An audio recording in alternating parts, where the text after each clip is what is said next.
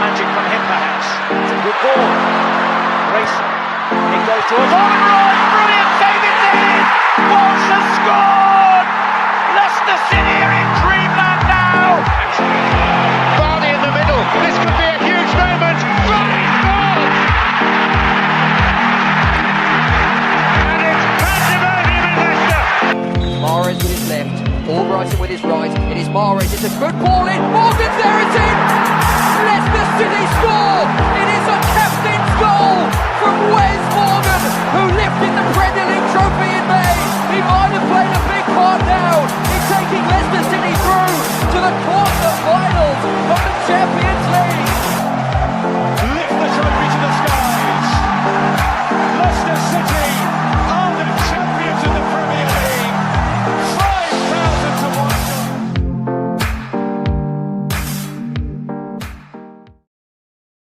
Hello everyone and welcome to Blue Tinted Glasses. It might be the international break, but we've still got good content for you. It's Tuesday Night Tactics. It's the show where we look at the tactical ins and outs of what's working and what isn't in the Marti Cifuentes reign. And I am very fortunate because I am joined by the Ricardo Pereira to my Harry Winks. It is Denmark's finest. It is Duck Andreas. Good evening, sir. How are you? I'm doing good, mate. I'm doing good. I'm surprised at how you come up with new ways to say that every single time. But no, obviously, man, I'm doing good. The pessimist would say we've not won enough game. The optimist would say we are on a good unbeaten run. And finally, a nice performance where resilience showed through despite a very, very weak penalty going against us pretty late into the game. It was indeed.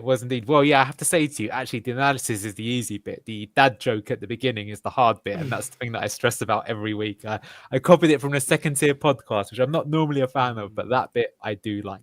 But okay, guys, as I said to you, it is the international break, but I think that actually gives us a good sort of time to take stock of what's happened.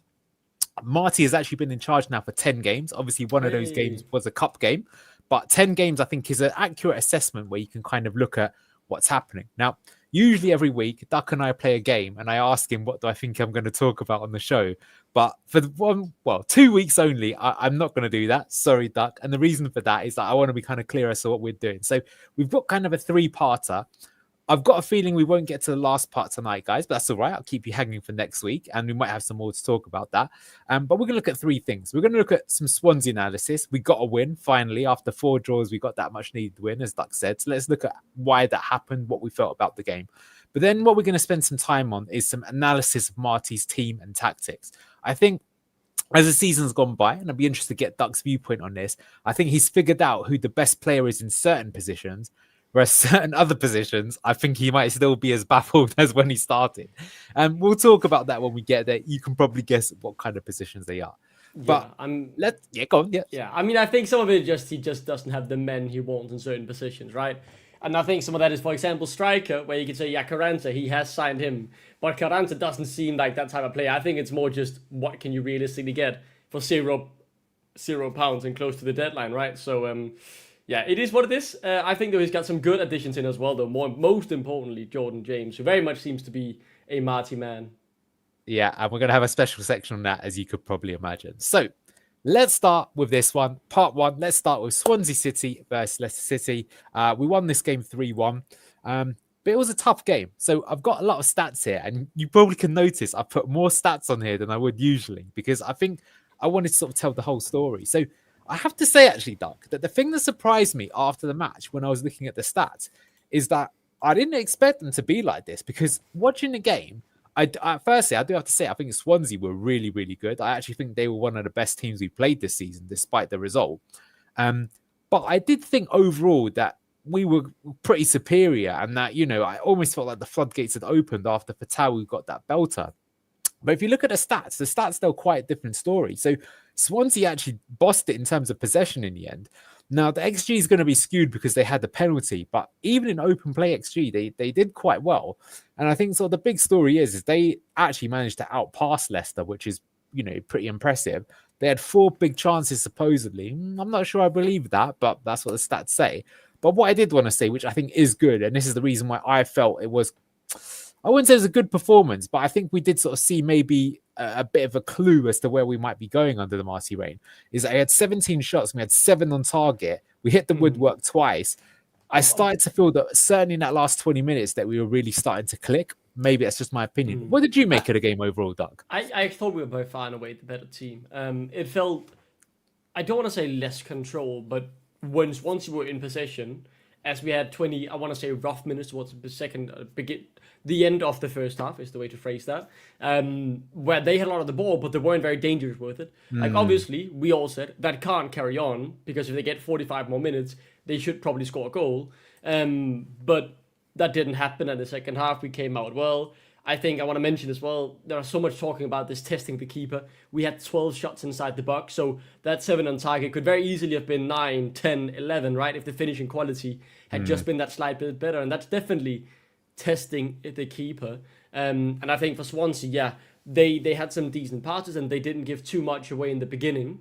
But I thought they weren't very dangerous as well. They created one good chance, in my opinion, and that was the cutback into the miracle save Yes. from Stalacic, which should have been a goal. That's their only big chance outside of a penalty that was never a penalty. So I think there are positives Swansea fans can take away from this, but just like the issues we had with, you can have some nice bits of play, but if you don't create enough, how are you going to end up winning games? That was kind of their issue this game.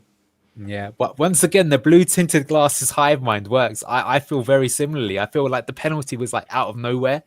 I will admit that Stalacic chance was a brilliant save, well worked opportunity, but maybe that's a question around the left back position, which is something we will also talk about a little bit later as well. But that's what the stats say. You can take that for what you will or won't from it.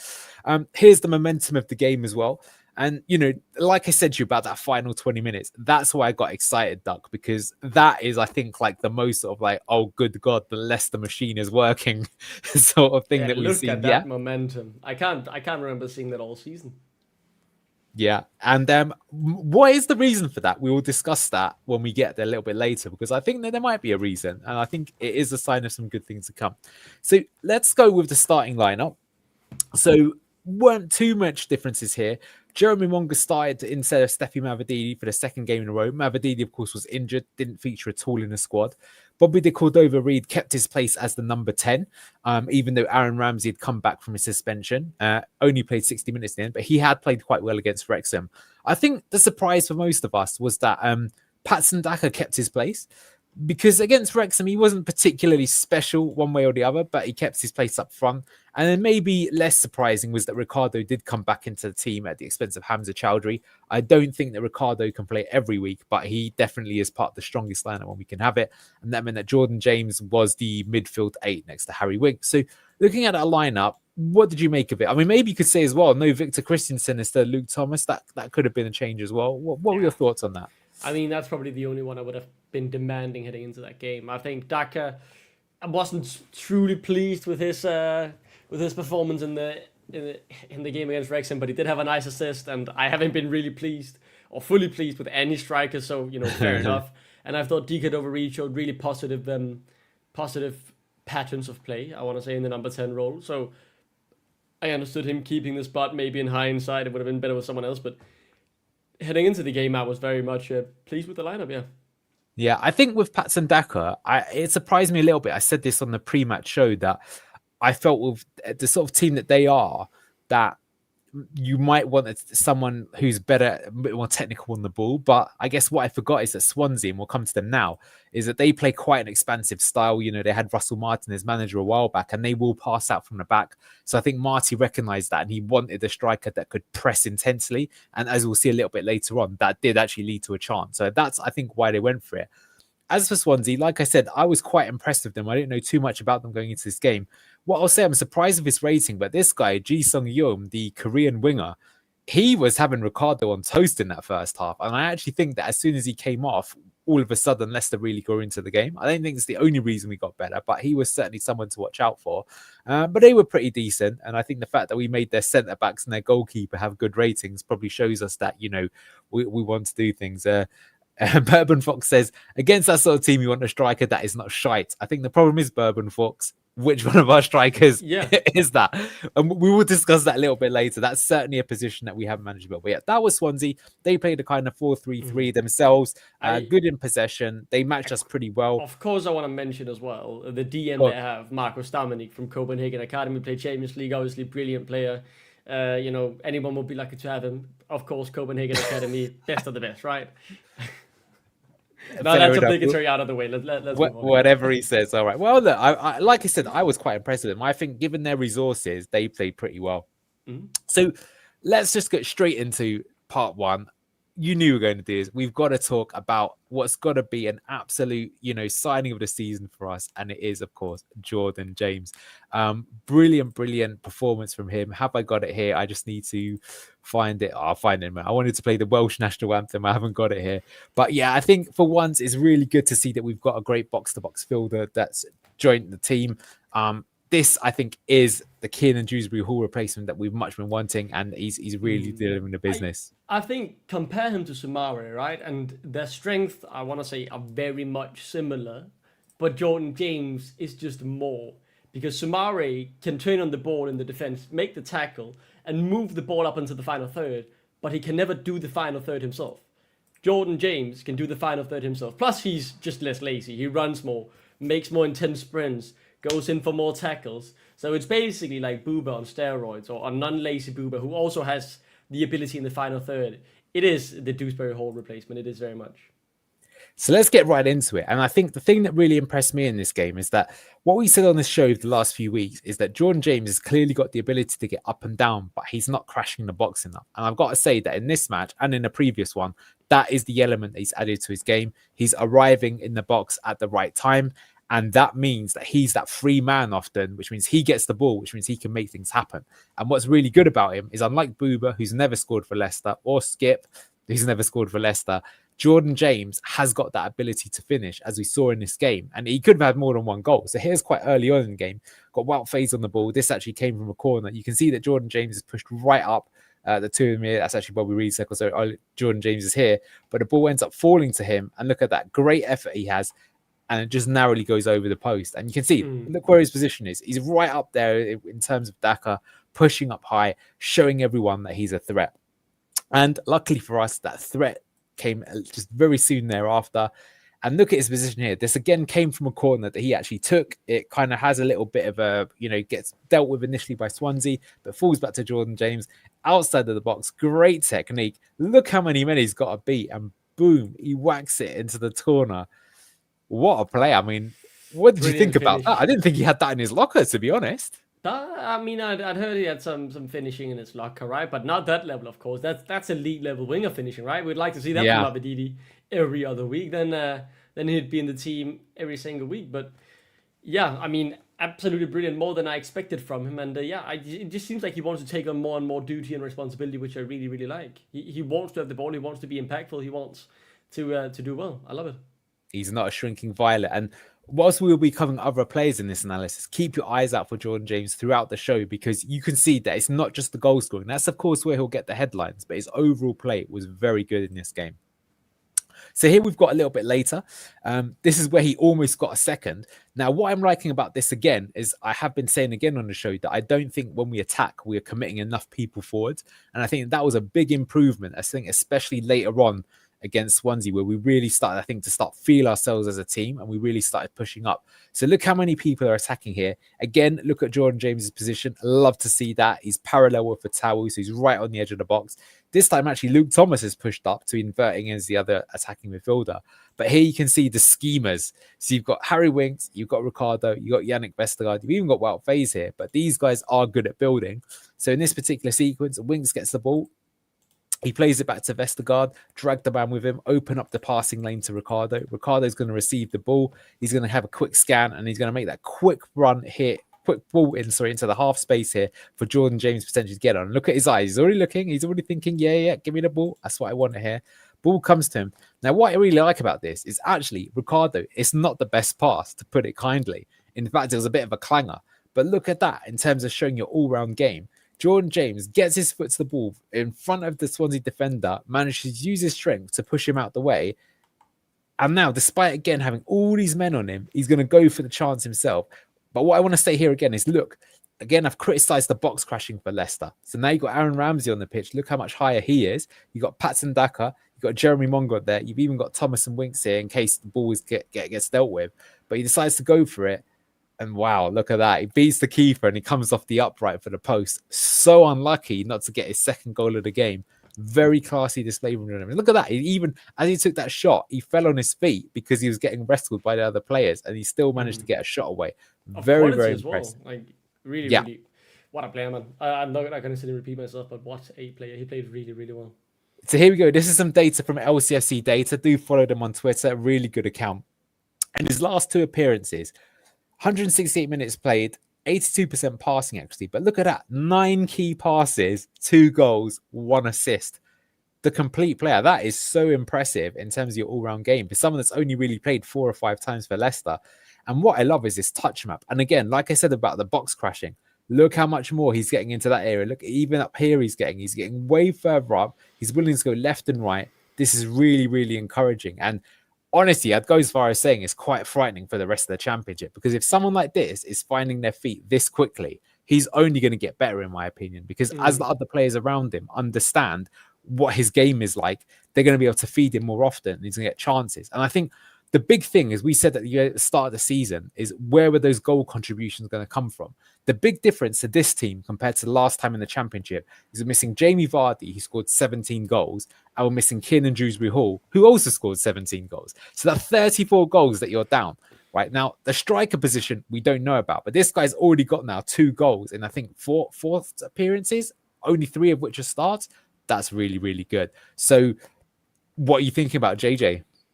I mean, sign the contract, big boy. Let's get him. Let's get him, man. I mean, you highlighted it perfectly. We've spoken, I don't want to say now at length, but like even when we watched the game, we are praising him a lot. He is the Dewsbury-Hall replacement. He has the crucial thing we needed, an extra joker in the final third, which was so necessary because he will, as you say, be unaccounted for when he moves into the box from his position. And that's just crucial, man. And I like his aggressiveness. I like his attitude. He seems like the real deal. Whatever that buy clause is in the contract, sign it up, Rutkin, Top, whoever.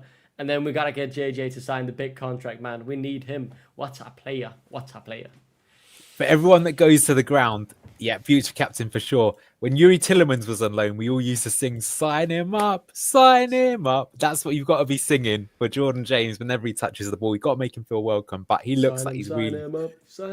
He looks like he's very happy here already. And I like this from Ethan. Chance creation has been the biggest problem this season. Having a player who can create for themselves and others is important. He'll definitely get 10 goals and assists each.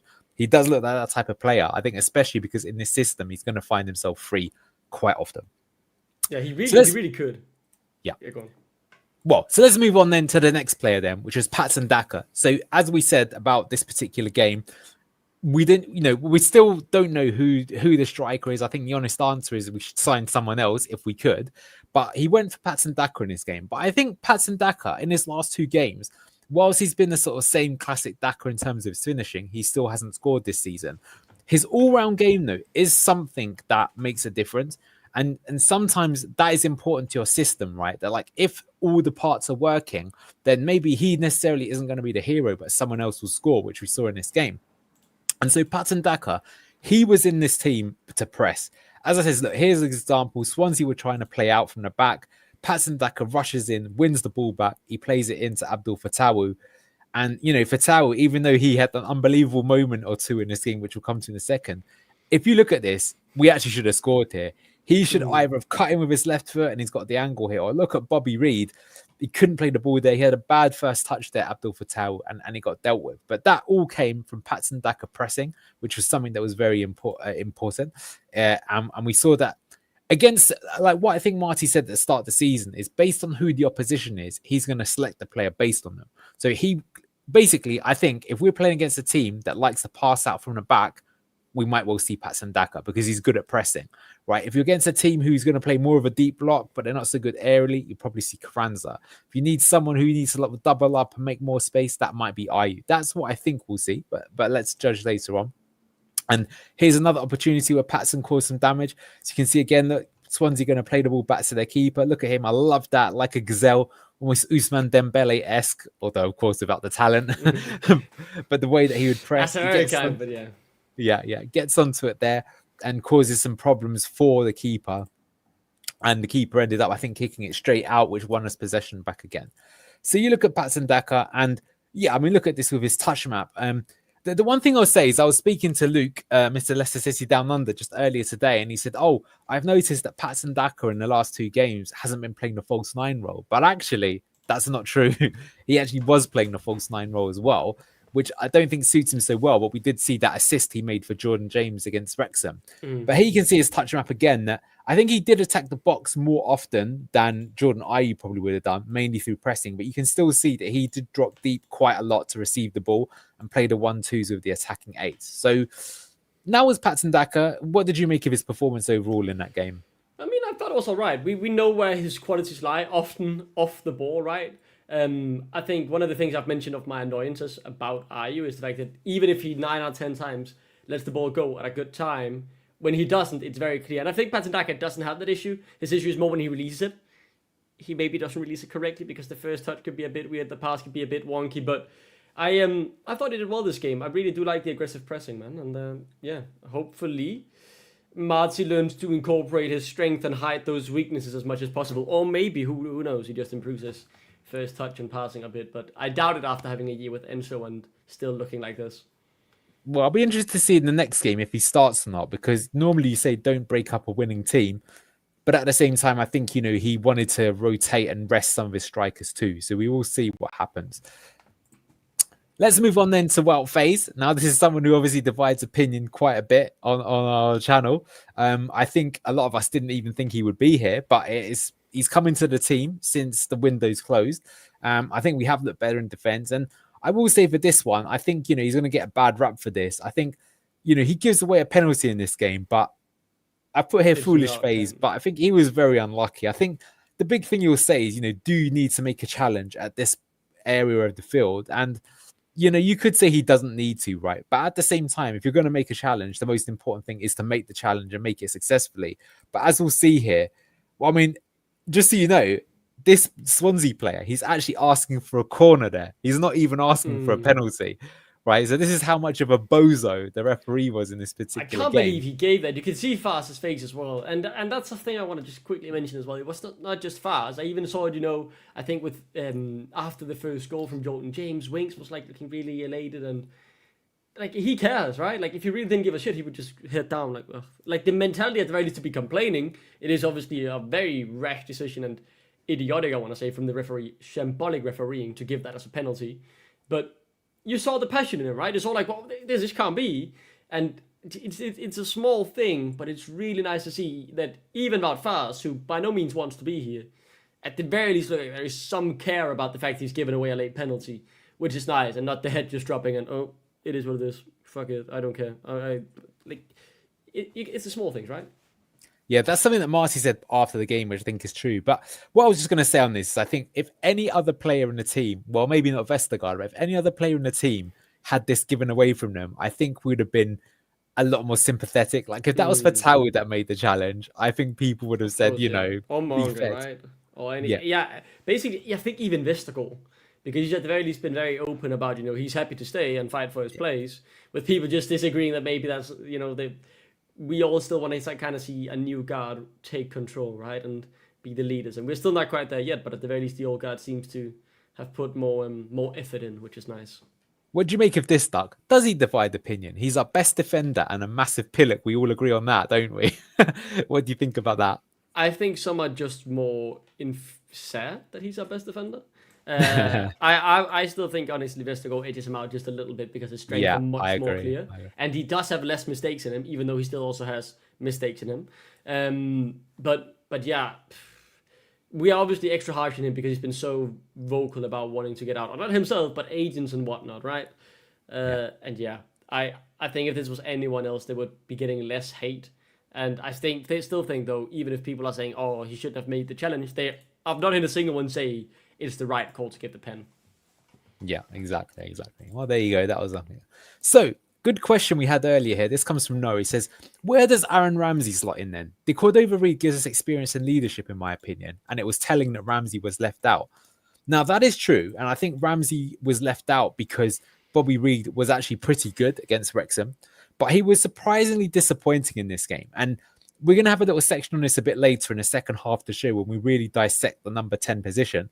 But in this game, we had two players try that role. We had Bobby Reid in the first half, and then we had Aaron Ramsey, who came on a little bit later. Now, here I've got their stats.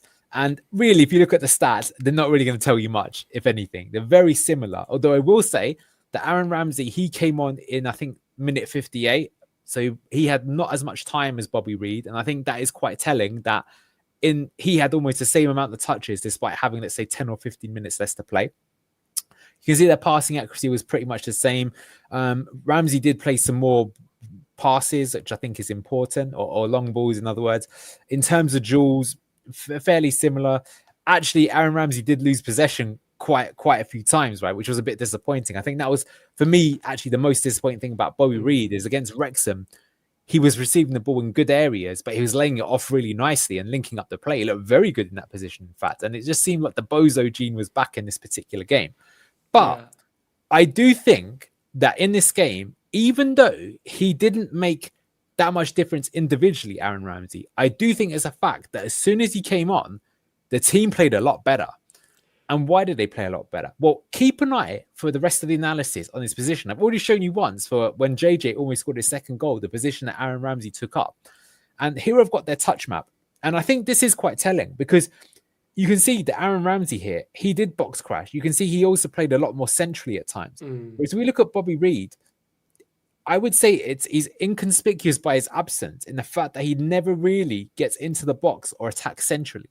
And I think that's what he did badly in this game. I think that, don't get me wrong, he has got to be part of the rotations. So you are going to have to drift out to one side or the other to make the interchanges. But you can see that he did the interchange, but he never sort of followed up. And we're going to show you an example of that a little bit later. Whereas Ramsey, you'll see that just by standing in the right position, sometimes that's enough, Doug. Maybe you've seen this in football, but you know sometimes how if you make a dummy run, you take the defender with you, and then your mate can just run through and score the goal. And you won't get necessarily that credit for doing it, but you actually made the difference. Yeah, I have dummy runs, right? You know, if you watch Ted Lasso, you can even sometimes remember it, right? With the, oh, look, pass me the ball, even though you don't actually want it. I think just the thing I want to say for Aaron Ramsey this game, I thought he grew into it. I think the 7 times he lost possession, maybe 5 of those were in the first few minutes. Yeah. Like, basically first 5 minutes, but it was really shocking. And then all of a sudden, his passes started connecting and, you know, everything just got so much better so quickly. And I feel like, that's the big thing I want to just highlight about those numbers is, remember, it was just not an average of losing the ball every third minute. It was maybe losing the ball 5 times in 10 and then leveling up after that. Right? Then all of a sudden he connected. But I think this is a fair point from Conscious. If the game was a lot more end-to-end when Ramsey was playing, though, I do agree with that, which I think let him find more of that space. I think that was a recognition of the team as well when it went to 1-1 that they didn't want to draw again. But at the same time, I want to give some credit where it's due. You may feel it's too much credit, but I think for this reason, you will probably see Ramsey start the next game. I would like the ball, please. Remember, he also needs a bit of fitness, right? He's played one game against Derby, then he got 20 minutes, then red carded. Yes, he's been on the training pitch for a while, but the match fitness just can't be replicated the same way, right? So I think depending on what happens in these 2 weeks now, I think it's likely he will start, but only get 60 minutes. I think they'll be rotating between each other quite a lot until maybe someone really steps in to elite form and is almost, impossible to take off by how they're performing. The reason I think he will play is that I think, Aaron Ramsey played under Vincent Kompany for Burnley for a little bit, and therefore I think he understands the timing of the run and the positioning. So again, for the rest of the analysis, keep an eye out for number 30 and you'll see that he picks up some pretty good positions most of the time. And that's why I think it helps the rest of the team. But keep that in your mind. But let's move on from the number 10 position and let's talk about the star boy himself, Abdul Fatawu. Now, this is a funny one because you could say that for quite large parts of this game, he was quite disappointing. But with Fatawu, when he turns it on, we'll put it this way, Doug. If you predicted Abdul Fatawu to be your championship player of the season, you'd have a pretty big grin on your face right now. Because he showed that when he's on, he is absolutely outrageous. So here is his goal. He picks it up in this area. Look at all these men trying to get in the way, desperately to get something on it, and bam, just puts it in. Again, we'll point out there's Aaron Ramsey there, box crashing there to provide an option. But this is all about the star boy, Abdul Fatawu. And you just see where he's ended up putting it. Look at that, right in the top bins. It's class, right? He has he has that thing, with I think really defines a good footballer. Even when they're not on it, where they don't have their A game, they can still just turn it on. Even just like when they show a glimmer of their quality, even if they don't show for 90 minutes, it's so good that it can still be decisive. And you saw it here, right? Like he's been mediocre for 60 minutes. Okay, they get a penalty, time to log in, spank to top bins. And obviously it's not like he's not trying for the other, but it just won't always work out for you every single minute action. But the will to keep going and just find that one glimpse where everything clicks and he still has the quality to change the game. Now that clutch ability is something that he's showing now. That's basically Fatawu has already got us, in my opinion, at least 4 extra points, right, against Charlton and now against Swansea that we wouldn't have had. So he's proving his worth already. But that wasn't all, was it? This is absolutely outrageous. I couldn't stop laughing when we were watching the game. The ball breaks to him in midfield, and without even thinking, he just, first time, the absolute audacity to even try this, goes for the chip. Look at his position, getting those Joey Goodjohnson vibes. Those of you in the Championship who remember that one. And look at that. The keeper, actually, if he doesn't get this hand here, I think that's going in. What an outrageous effort that was. And if only that went in. Well, here's something for you. If you go to YouTube and you Google Fatawu versus, I think it was Afghanistan, or I think it was against them, or it might have been Algeria. But basically, Fatawu has already scored from the halfway line, I've seen, for Ghana. I think he also scored for Sporting Lisbon under 23s as well. So I think it's something that's in his locker room, because we've seen him go for this effort quite a few times already. And most of the time it just looks ridiculous. But here, if only that went in, ridiculous. And Patson Daka almost scored the rebound as well. But unbelievable stuff from Fatawu. And yeah, in the second half of the show, we're going to look at how Fatawu compares with the rest of the wingers. But yeah, I mean, the boy is absolute magic, isn't he? The best player. Well, the only thing is, I don't know if you've seen Jaden Philogene recently for Ipswich, but man, one of my mates, my QPR mate, said it's never been so clear who's the best player in the league, and he was talking about Philogene after the goal, and I'm like, mate, have you not seen what Fatawu did? He was millimeters away from scoring an even better goal at the halfway line. And they said we'll find out in 2 months when they play. And I said if he doesn't score a hat trick against Luke Thomas, the worst left back in the league, well then Jaden Philogene is definitely not that good of a player. But we'll find out when time comes. Right? Philogene is good. I do think we should have signed him myself first. But he's not the best Championship player in the world. Yeah, but he will get better though, I guess. But yeah, look, I do think Fatawu is a better player as well, and fantastic to see the star boy in the team. He was brilliant. So that gave us 2-1. And then finally, I want to talk about set pieces. It's funny because a lot of us often say, we're not very good on set pieces. But actually, we are scoring quite a few goals from set pieces this season. And defensively, we're pretty resolute. So our third goal, gone. Yeah. I think people have been, ever since the Rodgers season and the relegation season, people have been overly dramatic about set pieces. You will concede some every now and then. And I think ever since Vestergaard last Knudsen in, and I think the last few months of the relegation season, we didn't concede that many set piece goals. Like it just didn't happen. It happened every now and then, like it does with every club. But I think just because of the past memory of set pieces being such a big part of why we got relegated, it's kind of like a soft spot, right? Every time something isn't 100% perfect there, you get the flashbacks. Oh, we are horrible at it. We suck. The poor nightmares of relegation, right? Because I think we're not excellent at set pieces, but we're all right. Like I think Andrew Hughes has done a pretty good job. I don't remember us conceding many, and I remember us scoring a few this season at the very least, which is something. It's pretty okay. Yeah, we've definitely got PTSD. I think that's fair to say. That's the word, right? PTSD is a good way of saying. But I think if you look at it, for example, that first Jordan James chance, that actually came indirectly from a set piece. His goal came indirectly from a set piece. So the thing is that maybe on the first phase of play, we're still not getting them in like directly, but the set piece is more than that, right? There's a whole passage of play, and I think we're good at sustaining the attack post set piece delivery, and that's what's given us results. So here's an example of that as well. Luke Thomas is going to go for the long cross in. Now, eventually it gets dealt with, pops back out, but gets fed back in, and Yannick's first to react up top. He puts a header. Keeper maybe could do a bit better there, to be honest, but it's a really strong header. That means that even though the keeper gets a wrist to it, he's obviously got arthritis wrists, and it goes in the good back power. of the net. Yeah, and that gives us 3-1. And that was pretty good from it. Exactly, the Big Dane. And I think Vestergaard just showed that. Well, I think that Andrew Hughes, the set piece coach, deserves a lot of respect.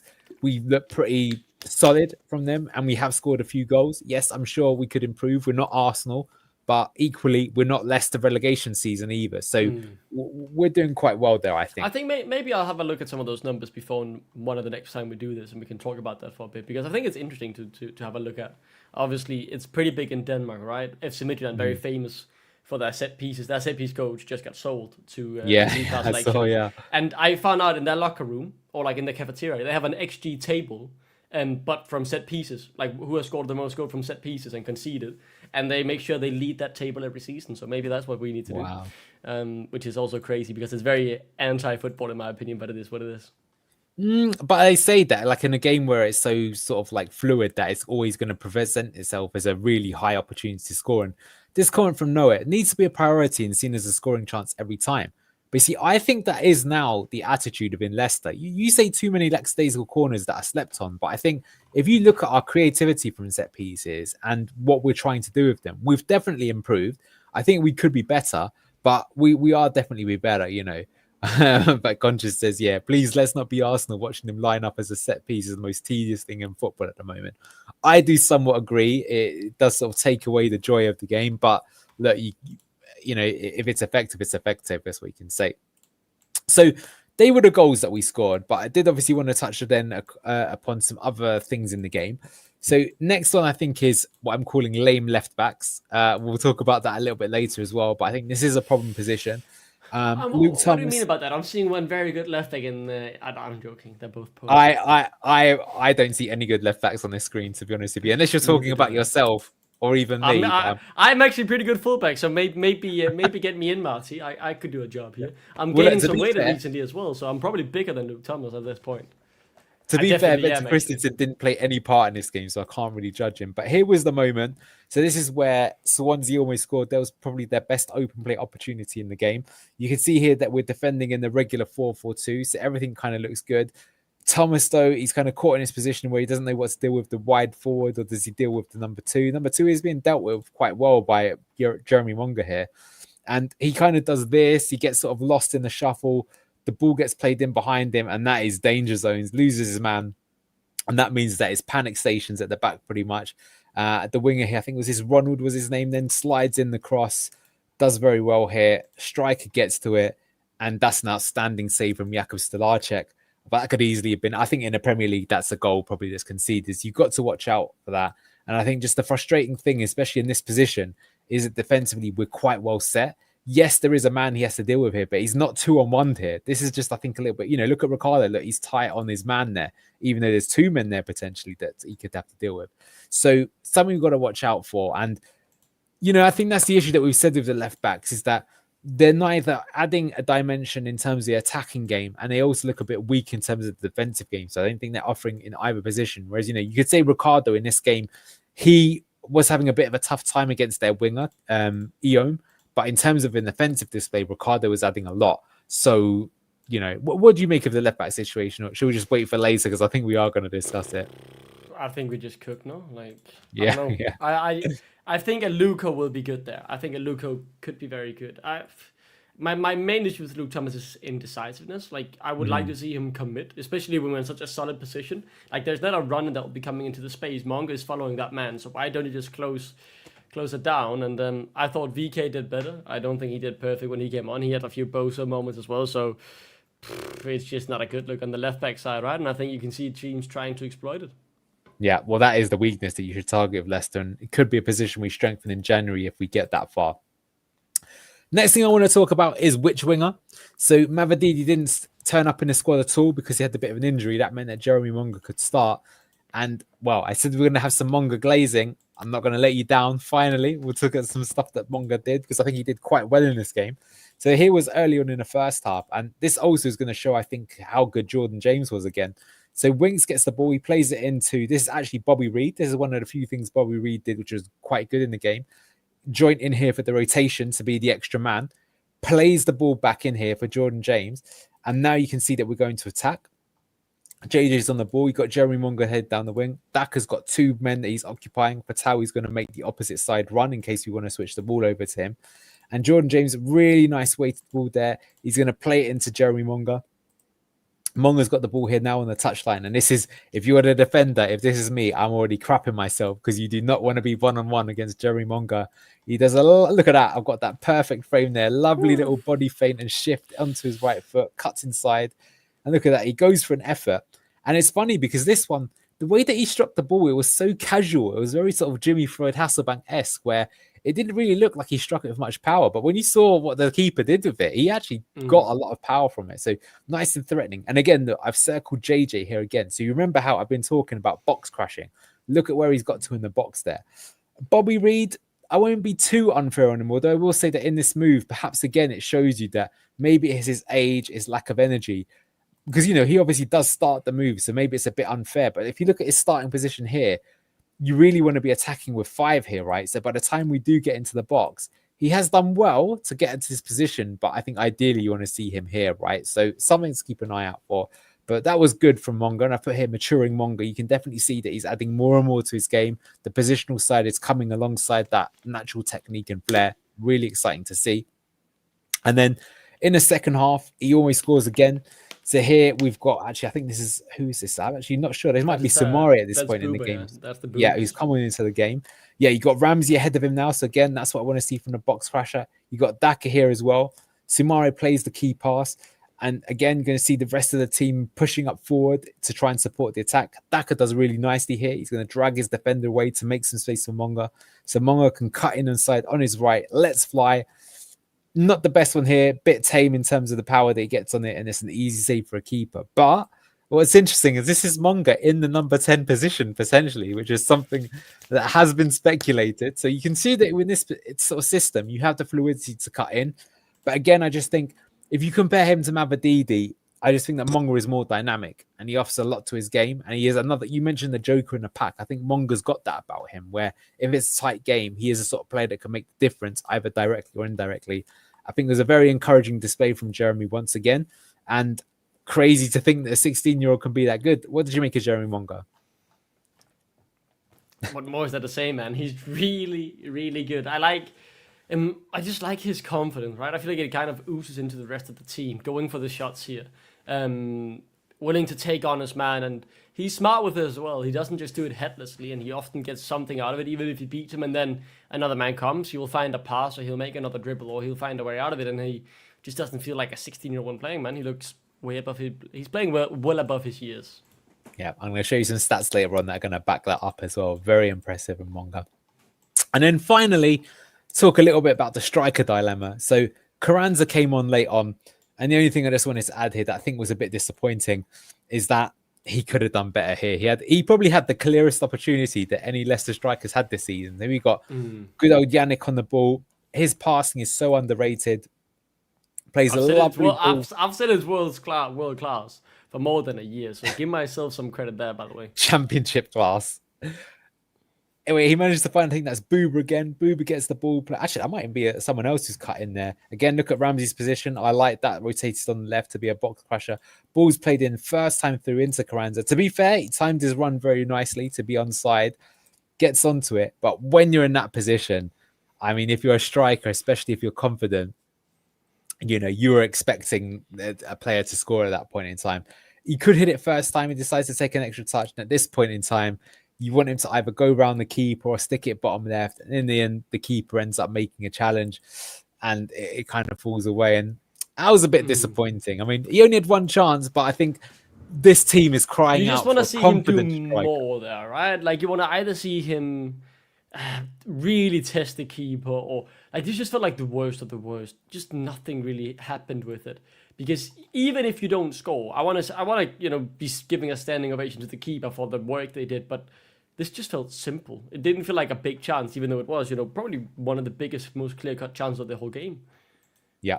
I mean, that was a high chance for him to take. But look, he won't get on his back just now, but that's what I'm just saying. If the team had a confident striker, we would be getting a lot more goals, I think. But good to see that we managed to generate that chance in the first place, because we haven't done that too often. So that was the game. I want to talk about Marti then. What did he have to say? He says, I'm very happy with the 3 points. We played against a good team. It's never easy to win here. We started really well, not just a goal, a sharp start. Then perhaps though through the first half, we started to lose the ball more. The aggressive high press Swansea liked to play gave them some momentum. We were chasing the ball and we were looking a bit tired. The start of the second half was good. We had a very good period just before the penalty. That's definitely true. But what I valued most today was the reaction after the penalty. I've spoken about the need to chase goals and the penalty, and that's exactly what we did. We were very strong in that last 20 minutes. And I agree, it did feel like the floodgates had opened and we'd maybe started to click. And you know what? Maybe going a bit more end-to-end is what we need, because the game opened up and maybe that opens up ourselves. But with the quality we've got, we're likely to crack teams open more often.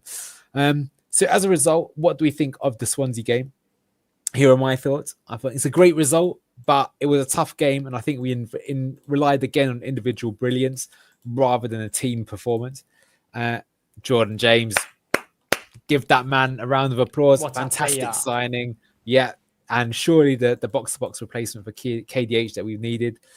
The number 10 role, though, that continues to be a conundrum. But I think we did finish the game extremely strongly when Ramsey came on. So I think that is promising for the future, but there's still no, definitive. JJ's got that number 8 position on lock, right? No one's taken that off him for a while, but that number 10 position is still well up for grabs. Like I said there, those last 20 minutes were very good and like the closest we've been to clicking so far. But look, I do want to give some props. I think Swansea were very good. One of the best teams we played against so far. I think Coventry probably were the best team, but I don't think Coventry really troubled us other than like a half chance that Hadji Wright had. I think Swansea created more, but at the same time, they did leave themselves open at times. What did you make of the Swansea match overall? I thought it was good. I thought it was good to get the win. I thought it was a competent team we were playing against. But I felt like we handled it well. And just, outside of the 10 minutes where it was 1-1 because of a soft penalty, I didn't feel like there was much in doubt of us being able to win the game. There were nerves because we had thrown away a game just a few days before that we should be winning as well comfortably. But it was desperate to get that second goal. I was desperate to see it happen and get that cushion. But it was nice to see once we got the second, we got the third, we closed it out and we had a comfortable 5 minutes where we could, be laughing and enjoying the game instead of stressing about a comeback happening. Yeah, first time this season where I actually felt relaxed when Yannick put that in. So going to go through the rest of the results here that you can see. He can see there was, again, we did pretty well out of the table because Middlesbrough ended up losing to Portsmouth. We were playing next. And I think, Stoke drew as well. And so what that means when we get to the table is that you can see that we're in third position. So it's kind of crazy. I personally don't think we've had a single good performance all season long. And yet we're only 3 points off top spot. You would take that after 9 games. I think absolutely. I will say, though, I think you are starting to see the cream starting to rise. I would say, look, we're only 3 points better off than Ipswich, and they've got a game in hand because they're fluke merchants. So they may well be on the same amount of points of us. And I think you've got to say that Coventry City with 20 goal difference is scary good. But I will say that I think it does say something that Leicester, we've played Coventry, we've played Preston North End, and we played West Brom. So we've played 3 teams in the top 7, although we did lose to Preston. So, maybe that shows us that we might be disappointed. Even then, Charlton number 13, Swansea number 12. That's basically all our games except for Oxford, where we had a red for 70 minutes, and Wrexham, who you can see right now, and obviously Sheffield Wednesday, of course, who are not in the fun end of the table. Yeah, there you go. In terms of fixtures, you can see here, they got some, I think we're favourites in all of these. We've got Portsmouth next, then we've got Hull, Millwall, and then Blackburn. So let's see how they go. They're the fixtures pretty much for October and November. Not so many. We'll see how we get on there. But that's, I guess, part 1 of the show over. So we're going to move on to part 2. So we're going to now review, I think, Marti's first 11 and talk about what's working, what isn't working this season. But before we get into that, I wanted to show you this to you, Doug. So this, I think, is the concern. So I found this again on the Championship Reddit, and this was the table, but based on like some other stats other than the points you've got. And of course, points is the most important thing, right? But I think underlying data can be a worry. And what you're seeing here is if you look at like the amount of goals that we're expected to have versus against, and our expected points versus what we've actually got, you can see that we were probably expected to have 10 points, but we've actually got 16. Whereas Coventry, for example, should probably have 21 points and they've only got 19. And I think the problem is, as I said to you, can see that Coventry are first, Ipswich are second, even Southampton are third. Leicester are all the way down in 21st position. What does that mean? Does that mean that we've got underlying issues? Or does it mean that we've actually got such a massive ceiling that by the time we solve it, we're going to absolutely fly? Or is it a little bit from column A and a little bit from column B? What do you think? I mean, I think these numbers are good to look at, especially to either back up your eye test or disprove your eye test, right? I think for me, the most important thing is, do I feel like when I watch the game, do I feel like we are winning? Are we playing better? Are we creating chances?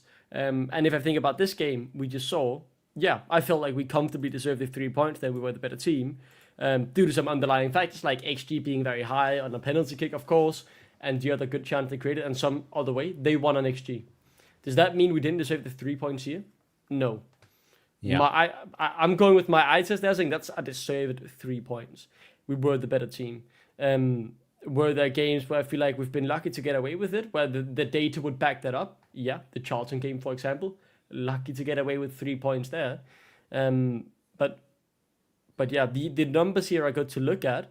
But I think as long as we are seeing with our eyes improvement in the right direction, and what I believe to be the most confident win of the season, I want to say, maybe except for Birmingham, I'm not really worried because I feel like the team is moving in the right direction. And I mean, looking at the fact we haven't lost in ages, I think that's fair to say. Yeah, that's a fair take. I guess my fear is that, you look at Liverpool in the Premier League, they won their first 5 games, but they were getting away with it. And then they've lost their last 3 games. Admittedly, one of those. But then again, that's because I feel like Liverpool, I was worried for them because I didn't feel like they were good. But for us, I feel like, yeah, we weren't that good in the beginning, but I feel like we are getting better. If that you do see. We should have had 3 points at Wrexham, and that's why I'm more positive, because I don't feel like we're in standstill where, yeah, we have good players, but we never do anything with them. If it was Fatawu week in, week out, the only one who stepped up and brought 3 points home, I'd be like, yeah, we're getting them, but I'm shitting myself. But I feel like we are moving in the right direction, and that is something to take account of. So speaking of, let's look at Marti's starting 11 now that we've played 10 games. I think we've definitely answered some of the key questions. Maybe 1 or 2 positions are still up for grabs. So let's have a look at the season so far and Marti's starting 11. Now, pre-season, I like to say that I gave this to you first. I'm improving right. Sorry, giving myself a little bit of a pat on the back here. But what we said is that Marti would go for the Barcelona-style system. So he'd go for this kind of 4-3-3, but it'd be very dynamic because what would happen is when we'd get onto the ball, we'd push one of the fullbacks into midfield. We'd have the number 10, and we go more for this kind of 3-1, 3-3 type shape. At times it's like a 3-2-4-1, but one of the two. We generally play in this sort of way. And that's the way that we would try and play attacking football, try and do one-touch passing, try and score a lot of goals. We haven't achieved that so far, but you do see the ideas. So what is the team that Marti's gone for? And so I've given this as a starting point. I'd like to get your kind of thoughts on this, Doug.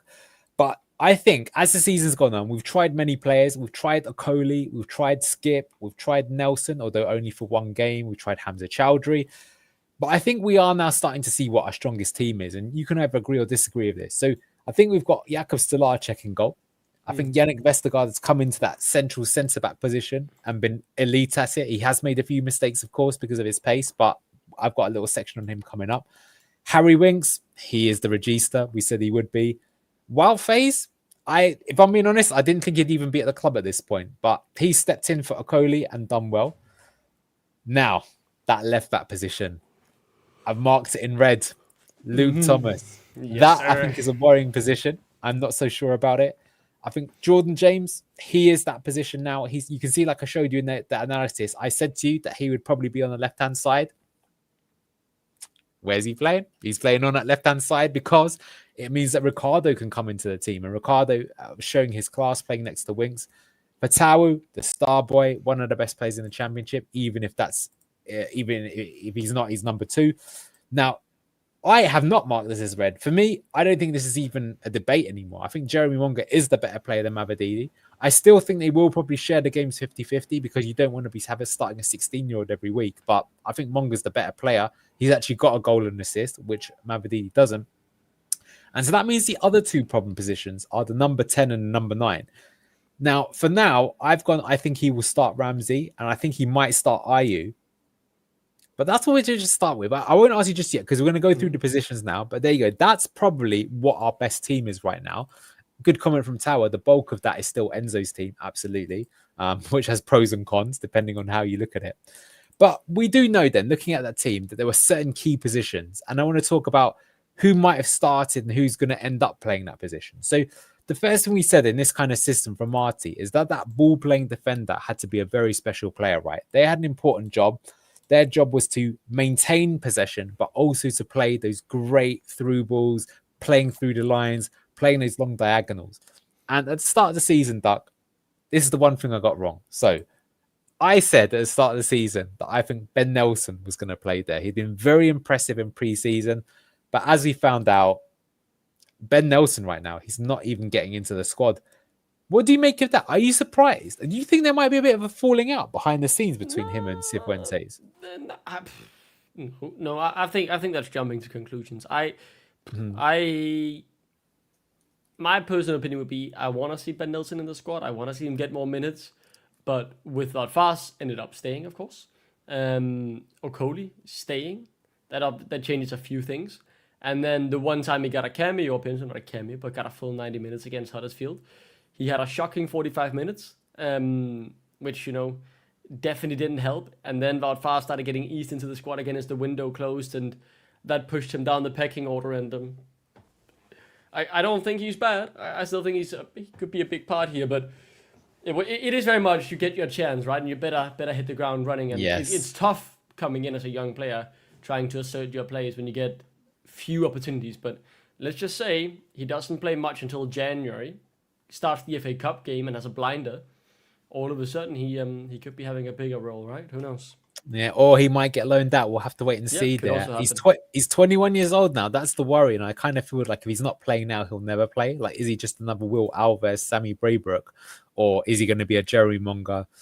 Is he somewhere in between, like a Chowdhury, Luke Thomas? I don't know. We'll have to wait and see. But that's surprising. But the player that's obviously come in has been Yannick. Now, Yannick has been at fault for some goals.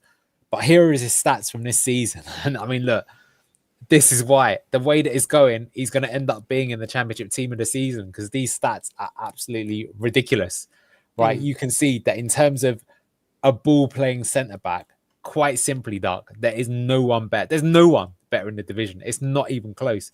And the thing is it's not just the fact that he can play all his passes and be comfortable breaking the lines, but look at his clearances. And even this season, I'll give him some credit. His aerials won, which I've always found to be surprisingly low for someone who's basically taller than a lamppost, but he's actually pretty good. You saw him score the goal there at the weekend.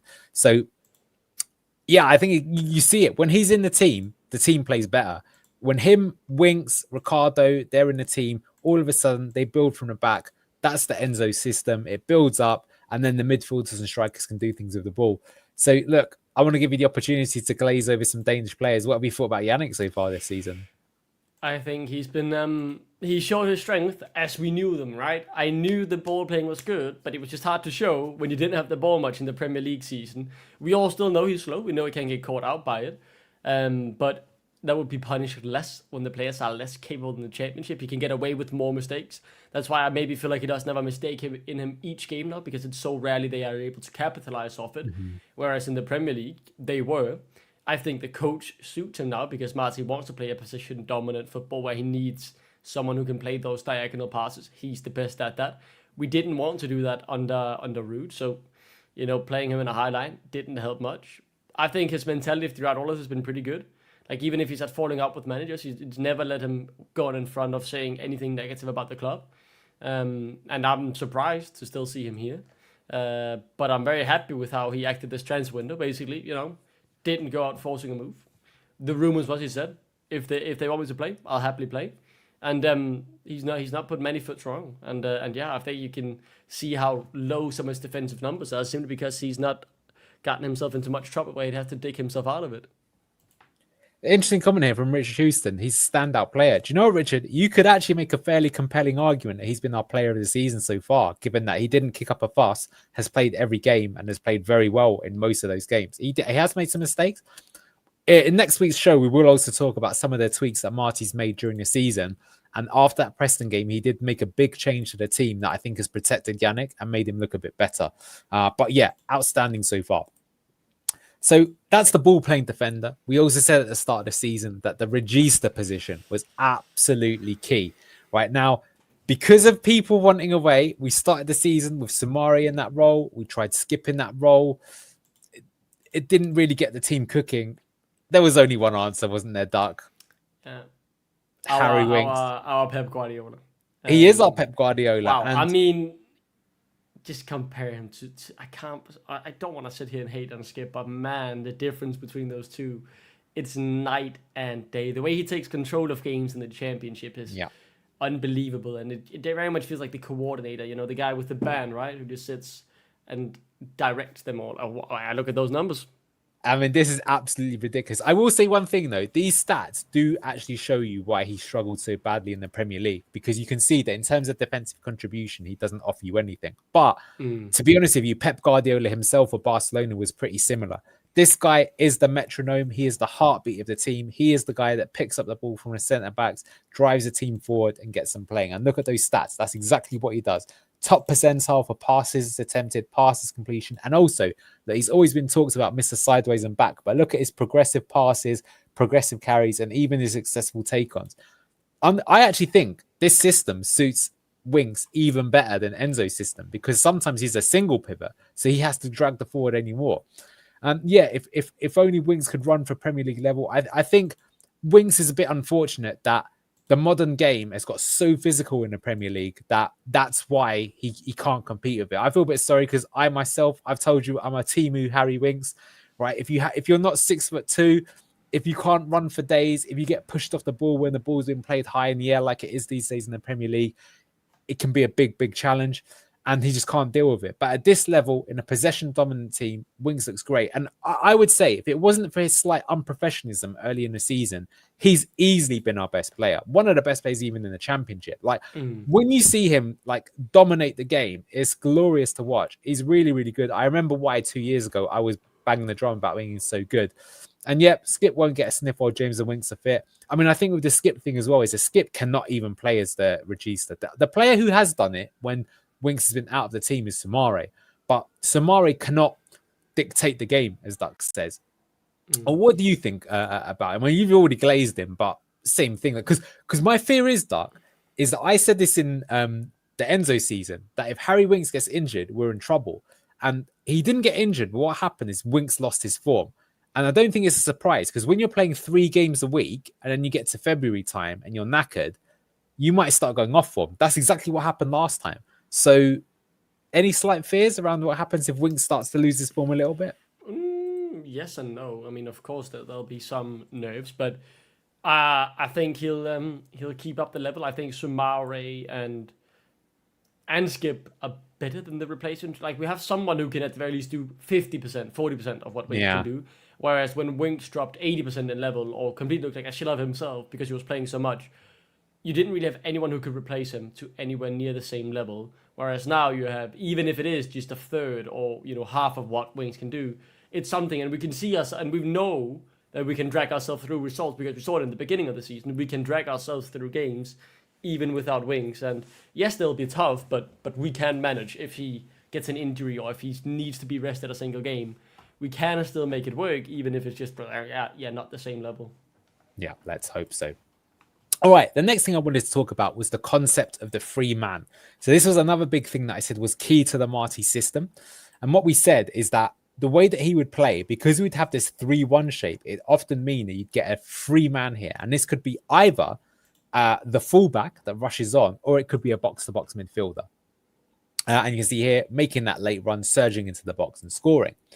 But we'd also say that that player could also at times, when you're being a bit more defensive, also operate as a double pivot. So you can probably see where we're going here. And what we said at pre-season, we said this role would probably be tailor-made for Ricardo Pereira. But actually, I think I'm kind of combining 2 different players in here, because to be fair, this is something I didn't really mention so much in pre-season. And that was the importance of having a kind of box crashing type player as well. Now, this was obviously before we signed Jordan James. And we did say that Skip, Sumare, one of them, if not both, going to have to start adding something to their game to get those goals. We were hoping one of them could unlock the inner Wilfred and Ndidi. And I have to be honest with you, Doug, I am disappointed that neither of them were able to do that, because Wilfred Ndidi was not the most technical player, but I think he gets massively shat on by Leicester fans for adding that to his game, because it's shown it's not as easy as it should. I think it should be for other players. But anyway, let's talk about these two, Jordan James and Ricardo Pereira. Both have scored twice already, and they're popping up in the right place at the right time. That's the key. And yeah, I'm going to just give my shout out to JJ again.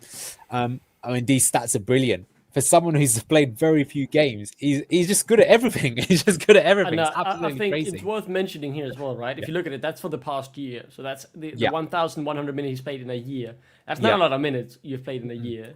And at a team where you didn't have much success, where you weren't clicking, you're still putting up numbers like that. Obviously, there'll be a few Leicester minutes in there now, but not a lot compared to what he played before, right? So yeah, I think it's really impressive to see him still have those good numbers, and it very clearly shows the difference between him and Winks, and why we need them both, right? We need that all round, box to box, but we need the metronome, who can sit and tick the passes around and ping them to back and front and connect the whole team.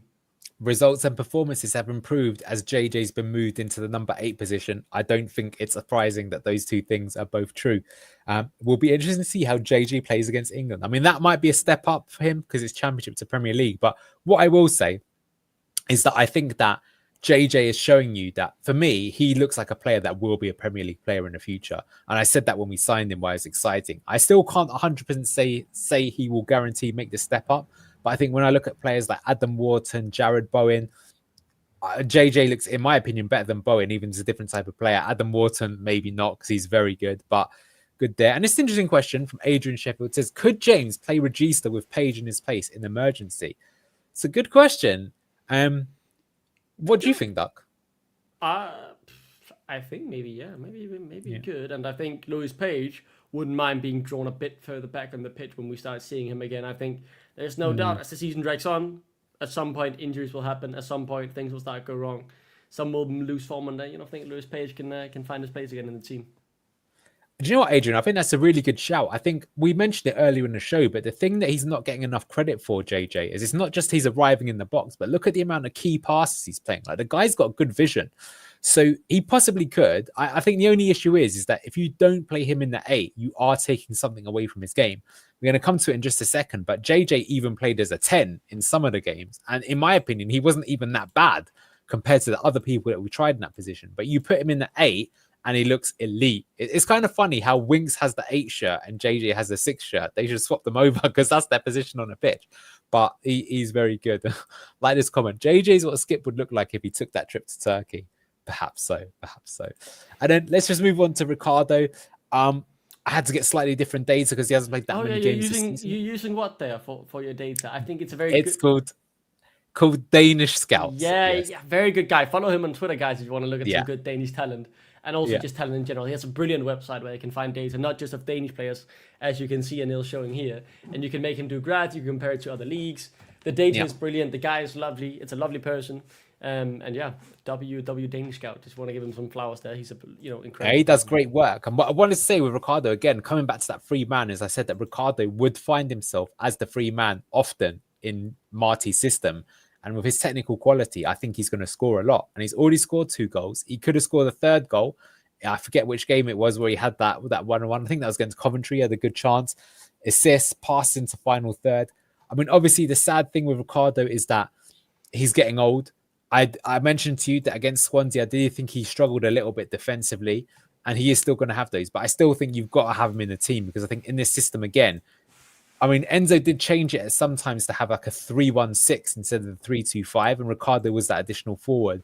In this system, he's quite often that attacking midfielder, and he's very good at it. So perfect for the system. He's worked well. He's El Capitano this season, playing well, locked down that position as the free man. Hey, right, we already glazed one thing. Wow. We glazed one thing. Well, low key, Duck. This Michael Laudrup was one of my favorite players of all time. The way that he played with such grace. Just he made the game look so easy. What a player this guy was. So I also mentioned that for Barcelona, that dream team, they had a playmaker, a number 10, and this player was pivotal. He didn't necessarily score goals, but the positions he would take up and the through balls he would slot in made all the world of difference. And, they had a truly world-class player in Michael Laudrup. In fact, they won the league 4 times in a row. Then Michael Laudrup left to go to Real Madrid, and they didn't win the league again while Johan Cruyff was there. So make of that what you will. But what I mentioned is that playmaker, they're going to have a sort of two sort of roles to them. One is that on occasion, they will also have to make that box crashing run and score goals that way. So they're going to find themselves in that right place at the right time to score. But on other occasions, they're going to sort of interchange and be more in the regular number 10 position, and they're going to have to look for the through balls into these dangerous areas. So it's quite a mixed role, right? It's not just you're not a 10, you're not a 9, but rather than being a 9 that starts up top, you're starting in midfield. So you need to be good with both your facing and with your back to goal. It's a bit of quite a complex position, I would say. And that is actually one reason why, for example, I don't think Jeremy Munga could play this position yet. I think he could grow into that role, but it's not a position that you pick up immediately because of you have to have a very deep understanding of the game, I think, to be good at this position. But what I wanted to ask you, Doug, this is pretty interesting, right? So I've got some of the best 10s of all time here. But how many players do you think have been tried in the number 10 position for Leicester City this season? And we've only played 10 games, by the way. I mean, the first thing I want to say is sadly not anyone of the level that we're seeing here of any of these players, man. Some good footballers in there. Obviously, Messi, my goat. I grew up watching him, of course. What a player. But 5, 6 players maybe. I think depending on if you just consider even a cameo for like 10 minutes. Yeah, even cameos. Yeah, then we could be at 6 players maybe. Yeah. Well, you're close. 7 is what I make. Okay, I'll take that. So, yeah, of course, Bilal as well. Yeah. So the rat, there we are. So yeah, I mean, I think this is, I've called it in some of the analysis shows, I think 2 weeks ago, and I said that this, I think, is the real troublesome position. I think that if we nail it, the team will really click. You're seeing that with the number 8. You get the right player in that position, and all of a sudden performances improve. Well, number 10 is the obvious position. You can see that Bobby Reid tried it. Quite good against Wrexham. I thought that really showed that he might have a future there, but then disappointing against Swansea. JJ, I actually think JJ, when he played against Wrexham, was very good in that position, right? But we know that he's better in the number 8. I think for him as well, like he was good there, but it very much felt like there was still more missing. Like I can see you can add more to your game. You have more in your game, and that's not the things you really get to show here in the number 10. So it was like, yeah, please get him out. I know he can do more, even if he's doing well there now. Yeah. I sometimes am convinced that either Marti or Xavier Calm are watching blue tinted glasses, because we've been saying for a while that I actually think Jordan Ayew as a striker isn't that bad. I think he gets shat on too much by our fans, but I actually think in the 10 position, that's the bigger alarm. And I've been saying for a while that I don't want Jordan Ayew playing in that 10 position. And I think it's great that in the last couple of games, he hasn't been done there. He's realized, or the coaching team have realized, that he's better further up, and it's better to try other players in that position. So he's a miss there for the 10. Now, Ollie Skip, that's exactly what Scarlett's put on. Yes, believe it or not, in some of the games, in cameo appearances, Skip has been tried as the more attacking midfielder. I think we showed it in some of our previous analysis where Winks and Sumare sat and Skip was the man that was expected to join the attack. And to be honest with you, the fact that you've put that question mark says all you need to know about it. Again, disappointing. I think we had, against Oxford, you might remember that I complained that Skip had a chance where he maybe could have scored, or he could have squared it to JJ. And because he's not really familiar in that position, he ended up dawdling on the ball, and he never really got a convincing shot away. No, I don't think he's ever a number 10, but I think the problem is with Skip is that we keep saying this, is that he doesn't feel like he's a 6. It doesn't feel like he's an 8. It doesn't feel like he's a 10 in this system.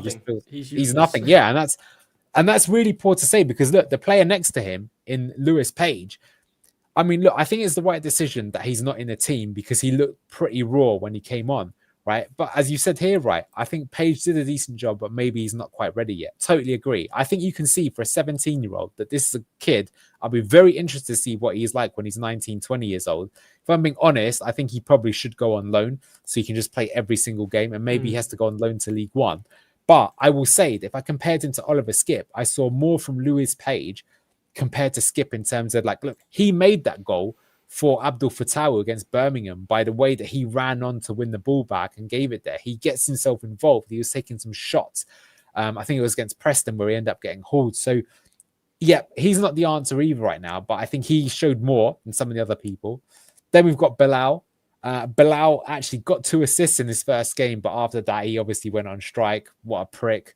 Of course, he's tearing up at Stuttgart, isn't he? I think he's already got 3 or 4 goals, so that's a bit of a shame. Don't even mention him, man. Ugh. Well, look, the thing I'll say about this is Duck, is that like we knew he was too good for the Championship, and I think the fact that he's playing so well for a team that's got better players is highly unsurprising. I just think the way he went about it was so unprofessional, because I think he would have got that move regardless. Yeah, he might have had to wait for the last second, and I just think that like other players have, I don't know though, because at the same time I'm thinking of Tielemans, and the way that Tielemans left the club was also pretty disgraceful, to be honest, if you were as well, like pulling out of challenges and shit like that. So hard to say.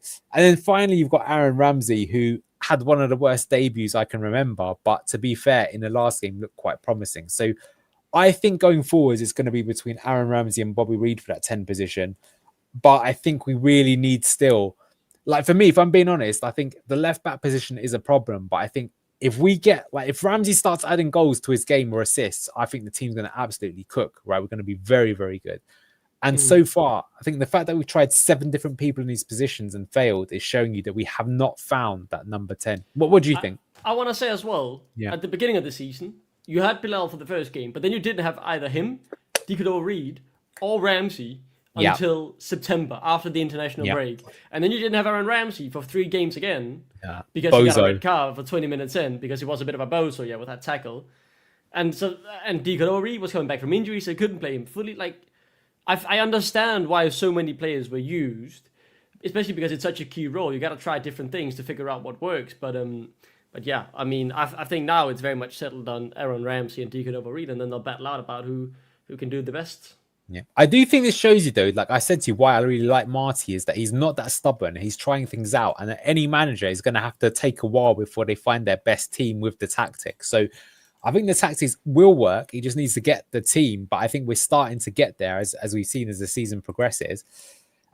And the other thing we said is that, you can have a 10, but they could also be a false 9. So again, showing this amazing team. This had Stoichkov, Bergstarian, who was... I still can't believe that the sporting director of Man City, Berikistan, was a player. Yeah. I didn't know that. And Moore was their JJ equivalent. Actually, very good team this one was, of course.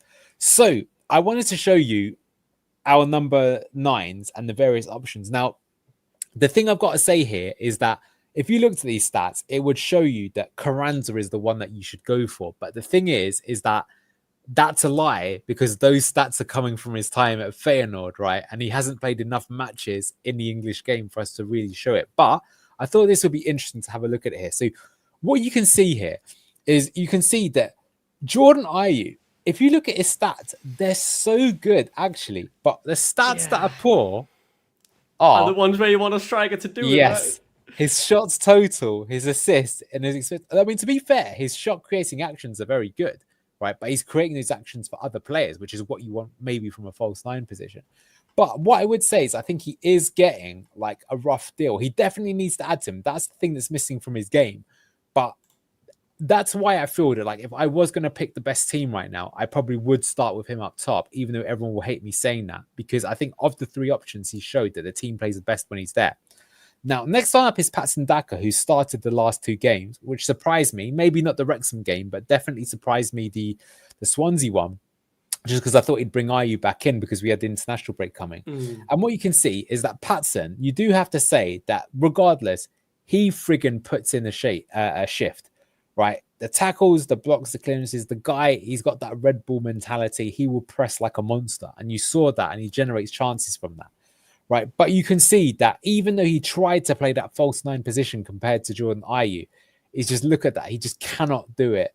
And I think the pass completion is the big one, right? And that means that, we say he's got the touch of a donkey for a reason, and that the attacks will break down when they go to him. And you see that all the time, the way that he falls on the floor. So look, you do also have the option of, sometimes we saw this against Swansea, where we could play the ball backwards and then play the long ball over the top. And the guy with pace can break the lines to get onto it like Daka, but he hasn't really yet shown that. So something to kind of be seen. And then finally, you've got Karanza. Now, I feel like you can see exactly why we signed him, because I feel like if he actually was playing like this in the Championship, he would be our number 1 striker without any question.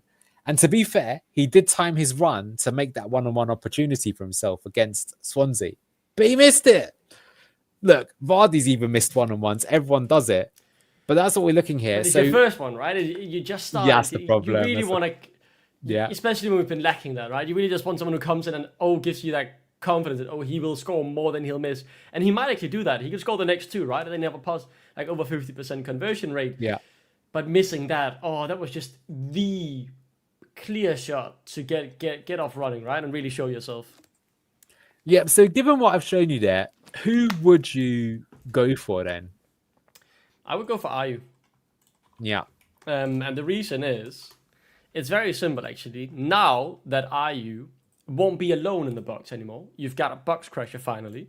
What does that mean? That's someone where you can create those shots and they'll be able to take it. I feel like it's easy for me to play around Jordan Ayew's strength if he just learns when to release the ball. Because when I'm saying that, I'm thinking back to the game against Preston where he could have passed it back to Harry Winks and he would have scored there. But if he just releases the ball there, it would be so good. So I believe, I have faith that Jordan Ayew will do good for us this season. And I think especially now that you've got the box crusher, the number 8 who can finish as well, just release the ball to him, mate. Yeah, I do think Karanza deserves a start at some point. He deserves to get the chance at some point, for sure. Yeah. But I just want to bring this up. Fair enough. Adrian asked me, so I hopefully you can see this. So I thought Jamie Vardy stats. Now, this importantly is from the championship season because his stats were not nearly as good in the previous couple of seasons. The stats is per 90, by the way. So here you can see, this is Jamie Vardy. I've placed him there instead of Patson Daka. But here you can see that, look, he didn't really have that pressing side to him under Enzo. He didn't really need to. But again, look at the attacking output. Brilliant. But you can also see that he was still pretty decent as a false 9. So again, I would actually say that his profile, look, if you looked at it, again, the one that it matches the most is Karanza.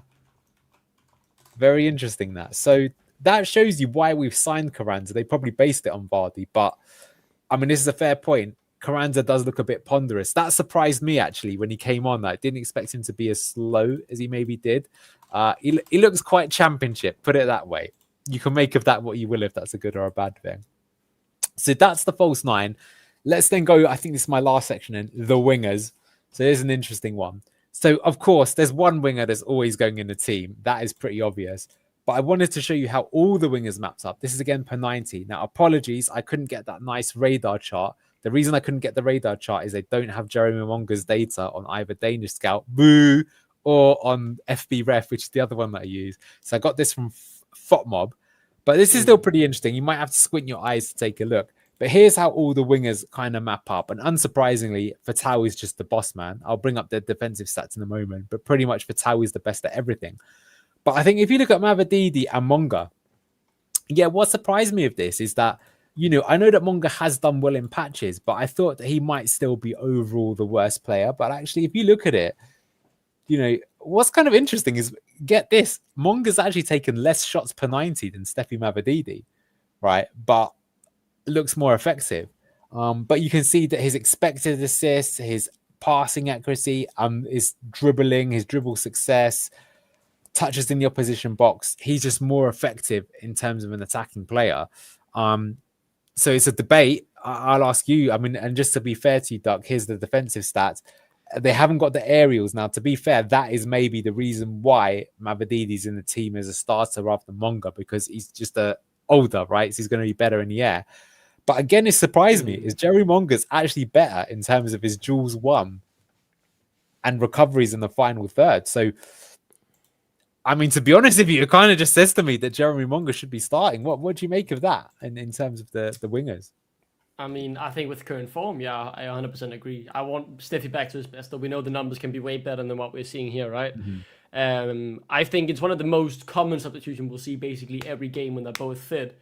Unless Mavididi's on one, he'll be subbed off at 60 if he starts. If Munga's not on one, he'll be subbed at 60 when he starts. And they'll flip back and forth. And I think it's two very strong left wingers we have. The issue is Mavididi just needs to find his form. Then we have two of the best left wingers in the league. Yeah, well, Philogene's pretty good. But what I will say quickly is we showed it in some of the clips. There are still others up there, of course. But I showed you one of those clips. Munga got one-on-one quite a few times. And I think he got one-on-one because Jordan James was box crashing very effectively in this game. Now, I think if Ramsey comes into the team as well, the ideal situation is that you'll have Jordan James on the left-hand side, box crashing to give more space to Mavididi, and you'll have Aaron Ramsey on the right-hand side, box crashing to give Fatawu more space and time. So in theory, if that happens, both players will look better. So let's see what happens. Here's an interesting one. Do you guys think with AFCON coming up that Logan Briggs may be looked at as going someone to come in for Fatawu? I think right now Steffi needs some time out of the spotlight. It's going to be Silko Thomas, or maybe even if not, it's going to be Munga moving to the right for the time being. Yeah, one of those two. I agree. Or maybe even Bobby Reed or something. I've heard Ramsey can play out on the wing as well. We'll have to see. But I think the 10 position is too important. So look, we've gone on quite late, so I'll leave it there for today. That's Blue Tinted Glasses. Next week, we'll do a little bit more on a review. We're going to look at next week the tactical tweaks that Marti's made over the course of the season and why the team's either improved or not. So we're going to have a lot of tactics boards and moving things around and that kind of stuff. Tune in for that one. But Duck, thank you for staying. We had a bit of extra time today. Hopefully that's okay. Played an extra half an hour. Respect. Thank you for everyone in chat for joining us. If you haven't already, do like the stream. Subscribe to the channel if you haven't already. I think we won't be here for Foxes then, but we will be doing the next watch along. If not, you can catch us this time next Tuesday for another tactics show. I'm sure we'll be doing Good Morning Foxes as well. Thank you very much, guys, and we'll see you next time. Bye-bye.